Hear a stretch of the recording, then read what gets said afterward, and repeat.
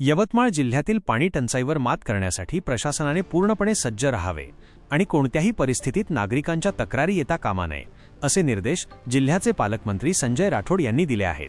जिल्हाधिकारी कार्यालयातील महसूल भवनात आयोजित आढावा बैठकीत ते बोलत होते।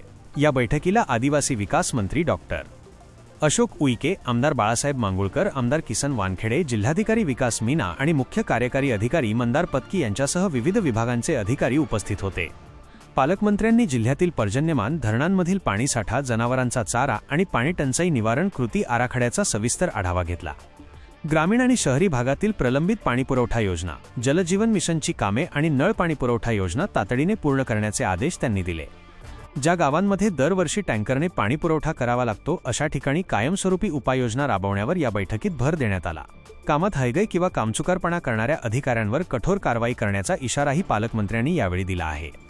सध्या जिल्ह्यातील मोठे, मध्यम आणि लघु प्रकल्पांमध्ये 49.99% पाणीसाठा उपलब्ध असून गेल्या वर्षाच्या तुलनेत ही स्थिती समाधानकारक आहे।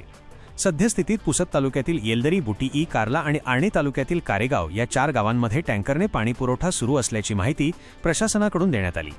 या बैठकीत विहीर अधिग्रहणाच्या मोबदल्याबाबत एक महत्त्वाचा निर्णय घेण्यात आला। आतापर्यंत विहीर अधिग्रहणाचा मोबदला आदेशाच्या तारखेपासून दिला जात होता, परंतु आता ज्या दिवशी ग्रामसभेत विहीर अधिग्रहणाचा ठराव होईल त्याच दिवसापासून संबंधित विहीर मालकाला मोबदला दिला जाणार आहे। प्रशासनाने टीम वर्क म्हणून काम करून टंचाईच्या काळात नागरिकांना दिलासा द्यावा असे आवाहन पालकमंत्र्यांनी केले। अशा नवनवीन बातम्यांसाठी चॅनलला सबस्क्राइब करा आणि पाहत रहा MH न्यूज मराठी।